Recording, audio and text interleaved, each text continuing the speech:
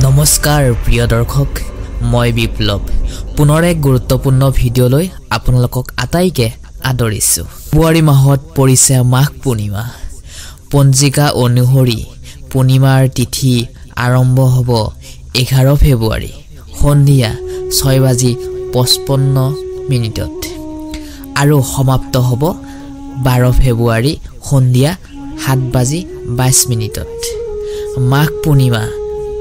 12 ফেব্ৰুৱাৰী 2025 তাৰিখে পালন কৰা হ'ব হিন্দু ধৰ্মৰ মাঘ পূৰ্ণিমাৰ বিশেষ গুৰুত্ব আছে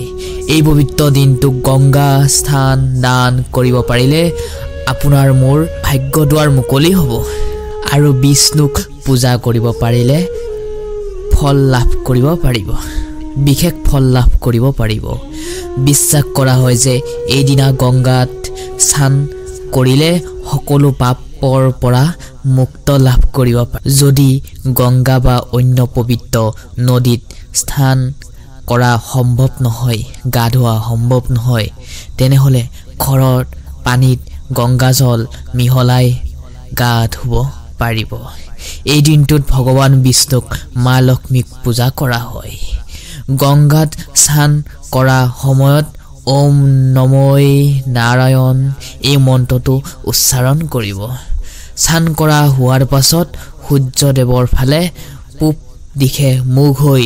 জল তিল আৰু ৰঙা ফুল নিবেদন কৰিব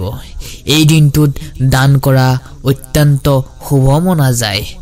এই বিশেষ তিথিত তিল গুড় ঘিউ নিমখ কম্বল অন্যান্য সামগ্ৰী যদি আপুনি দান কৰিব পাৰে তেনেহলে শুভ বুলি গণ্য কৰা হয় হেহে বন্ধু বান্ধৱীসকল যদি ভিডিঅটো ভাল পালে